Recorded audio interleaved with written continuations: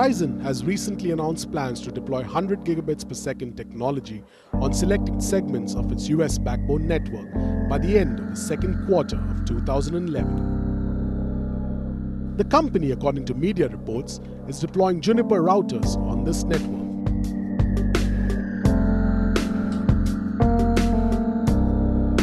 Verizon has also successfully completed field trials for transmitting high bitrate technologies including 100G, 450G and 1 terabit coexisting on the same fiber. Why routers from Juniper? While there can be many answers to that, but in an attempt to better the world's best, there's lots of cutting-edge work happening closer home.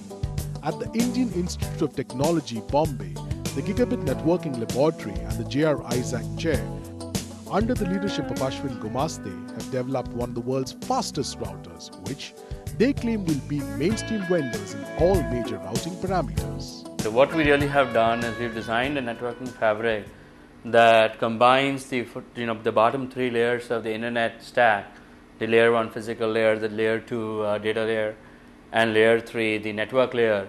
We combine all that into a single layer, which is our own proprietary technology. And since we do all of that, basically, we are able to, minimize the amount of overhead that a packet undergoes as it goes through our router.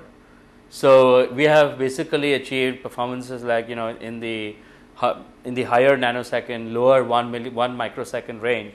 So essentially, our spec is now at 1 microsecond, which for a layer 1 to 3 product is the fastest out there in the market.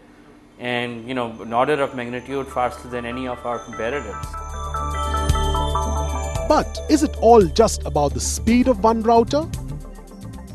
The real challenge here would be to maintain similar speeds in a data center environment with scores of server and storage devices attached. So, will this router be able to withstand the data center challenge? Critical thing is what is a port-to-port latency, between any networking device. That's what it is. The second parameter of interest is what is the port-to-port latency when you put a bunch of these devices in a data center. So you have one router, but then you need to scale that because you have more number of servers and storage devices connected to this router. So when you put a bunch of these routers, and what is the port-to-port latency as a result of the scaling, so that you can make a pragmatic data center happen. And that's, I think, important because just having one router and say a bunch of ports, you can only service that many number of servers and storage devices. But when you can scale it and still make it work, and at the speed of about 1 micro, that's when really the performance becomes better and better. And that's what we are trying to look at. Because as the faster you get, you have advantages such as the volume of traffic you can take in, the energy efficiency, and things like that. The router with its ultra-high speed slashes network processing overheads and thus fulfills enterprise needs to go green. When we designed this technology, one of the critical things was energy efficiency. The idea of collapsing, 3 layers into a single layer was that, there are a lot of functions across layers that, that are redundant. So we wanted to basically minimize all these redundant functions and only take those which are really critically important. So the result is the processing overhead has gone down. And hence we've been able to, basically put all these functions into a single pizza box size box, and whose carbon footprint is a record 70 watts.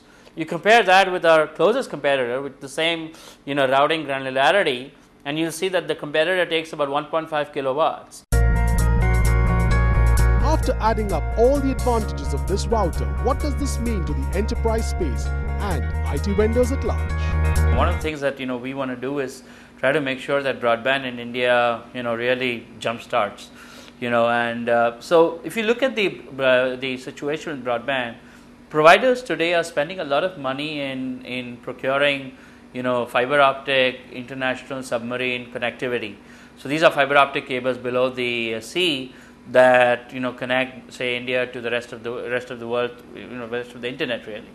So what happens is most of the content today, in fact about 80% or more than that is overseas. Actually, it's more than 80% is overseas. So you have like content in North America and Europe, and then the content in India is really kind of minuscule. So obviously the providers have to get this content to India each time you go on a content heavy website. and the result is that basically they are going to use their operational expenditure to fund this transfer of content. So their margins go lower and lower, and as a result they are not able to wire up the last mile access network, which is the major reason why broadband in India is not taking off. So what we thought is that the critical issue over here is the inability to provide a large amount of content at very low prices. So the data center is the first approach actually in that domain. Basically, the idea is first you put a data center, then you lure your content providers. The content providers put content in your data center, and then basically you can use your OPEX goes down.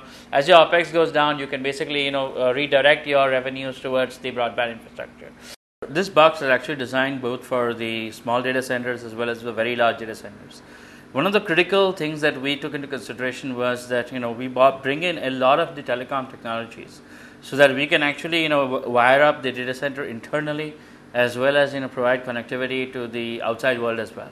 So that way, essentially, what really happens is that an IT vendor, a large IT vendor, can basically use this box to wire up their entire data center and then connect disparate data centers across geographical entities using our own technology. He doesn't have to really buy a second box.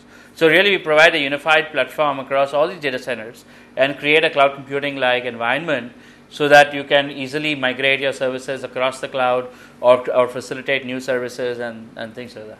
In the telecom vertical, our box fits very well because it's a single box that does everything from IP routing to Ethernet switching to WDM or optical transport. We support both optical and copper interfaces, and we support gigabit Ethernet, 10 gigabit Ethernet connectivity. We also support optical transport network, allowing us to even go for 1,000 kilometers. So the same box can be used as a transport backbone if that's what we need.